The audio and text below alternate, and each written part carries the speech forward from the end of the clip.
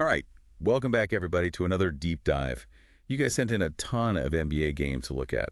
Looks like a lot happened over the last few days. Yeah, definitely no shortage of action this week in the NBA. Some really interesting matchups. Gonna be fun to break them down. So our mission today is to take these results, really dig into them, and see if we can figure out what they tell us about these teams, beyond just who won and lost. For sure. I mean, a win is a win and a loss is a loss, but like you said, there's always a deeper story if you look close enough. Sometimes a close loss can actually be a good sign for a team, or a blowout win might reveal some hidden weaknesses too. Absolutely. So let's start with Yeah. the Wizards and the Nuggets. That one finished 126 to 123. Oh, yeah, that was a good one. High scoring game right off the bat. Yeah, and the Wizards putting up 126 on the Nuggets, that's not easy to do. Denver, they can score with the best of them, obviously, but they're not exactly known for being a defensive powerhouse. Right. You'd think with Jokic in there, they'd be a little tougher defensively, but He's definitely more of an offensive force. But yeah, the Wizards, they really had it going offensively that game. Beal was obviously cooking, but the summary also mentions Kuzma had a big game too. yeah, Kuzma has really been showing his versatility this season. Can score from anywhere, rebound, even facilitate a bit. Mm. So you got to think about how they were attacking Denver.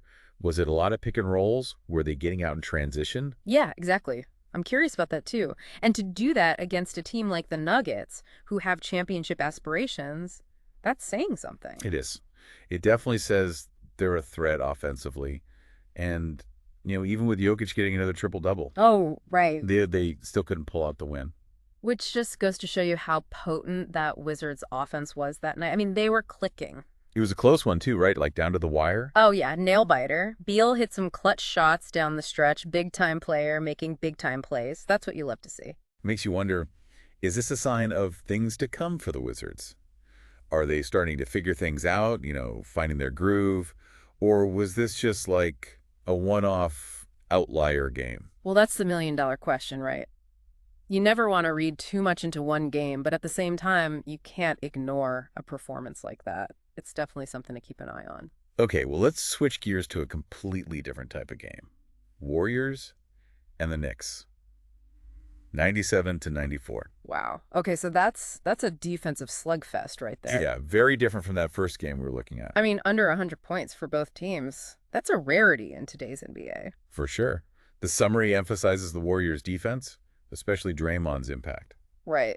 So you got to think, were they really locking in on Randall and Brunson, trying to shut those guys down individually, or were they more focused on just disrupting the Knicks offense as a whole, forcing turnovers, making it hard for them to get into any kind of rhythm? I'm leaning towards the latter. It seems like the Warriors were just all over the Knicks. They didn't let them breathe. Yeah, and it's interesting because the summary actually highlights Steph's playmaking more than his scoring. Right, right.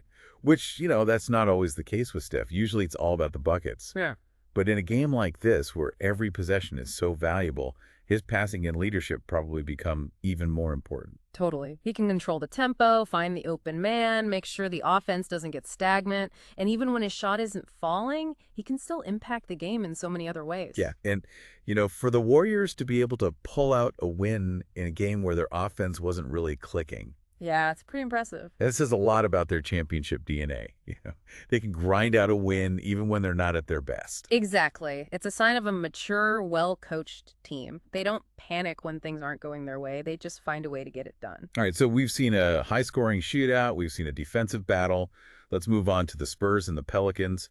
119 to 115 with a close one. All right. And what stands out to you in this one? Well, the summary mentions a balanced attack from the Spurs. It doesn't single out any one player.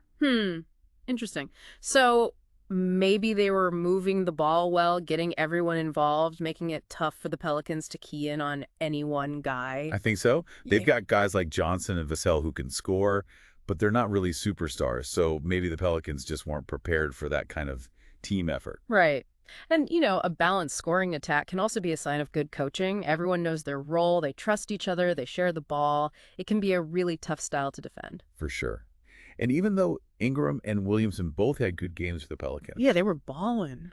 the summary suggests that the Spurs just had more depth. That can be huge in a close game. If your starters get tired or get in foul trouble, you need guys coming off the bench who can contribute. Exactly. And the Spurs, they seem to have that. Yeah. The summary also highlights their execution in the fourth quarter, saying it was decisive. So they were able to make the plays they needed to down the stretch. That's Another sign of a well-coached team. Right. And, the takeaway here that the Spurs teamwork can challenge higher-ranked teams, Right. that's pretty significant. It's like they're greater than the sum of their parts. Absolutely. It makes them a dangerous team. You can never count them out, especially in a close game. All right, now let's talk about the Grizzlies and the Heat. That was a statement game. 125-91. Yeah, wow. No other way to put it. The Grizzlies just dominated. Complete demolition. I mean, Ja was just unstoppable. Oh, yeah, he was in his bag that game, just electric. Every time he touched the ball, something exciting happened. And it's not just his scoring, right? He creates so much for his teammates, too. When he's driving to the basket, drawing defenders, it opens up the floor for everyone else. Totally. It's like a chain reaction. He puts so much pressure on the defense, and it creates opportunities for guys like Bane and Brooks to knock down shots. And you know what else the summary highlights? Their defense. Oh, yeah. That was the other part of it. They were all over the Heat, forcing turnovers left and right. Makes you wonder what their defensive game plan was. Were they specifically trying to shut down Butler and Adebayo, or were they just playing lockdown team defense all around? Well, whatever it was, it worked. I mean, Butler and Adebayo, they both had pretty rough games, and those are two all-star caliber players. Exactly. And, when the Grizzlies are playing like that, offensively and defensively, they're just so hard to beat. That's why they're a championship contender. No doubt. All right, one more game to go. Rockets and the Bulls. That one finished 117-114. Another close one. Man, what a night of NBA action this was. It really was. Yeah. Sounds like the Rockets had to work for this one. The summary talks about their resilience. Which is a great sign for a young team. They're still figuring things out, but they're showing that they can compete even in tight games against good teams. Yeah. Jalen Green, he led the way scoring-wise. And Şengün had a big game in the paint, too. Those two guys are going to be cornerstones for the Rockets moving forward. For sure. They've got a lot of potential.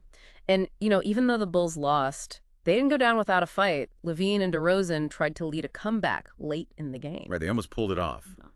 So the Rockets had to withstand some serious pressure from two experienced, proven scorers. Yeah, and for a young team, that's so valuable.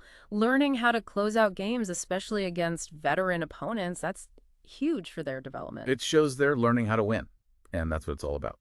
All right, so there you have it, folks. 5 games, 5 different stories. We had everything tonight. Blowouts, close games, offensive fireworks, defensive battles. It just goes to show you, every night in the NBA is a new adventure. And these results, they all matter. They all contribute to the bigger picture of the season. Playoff races, team morale, individual accolades, it's all connected. Absolutely. So as you're watching these games, as you're following along with the season, just remember, there's always more to the story than meets the eye.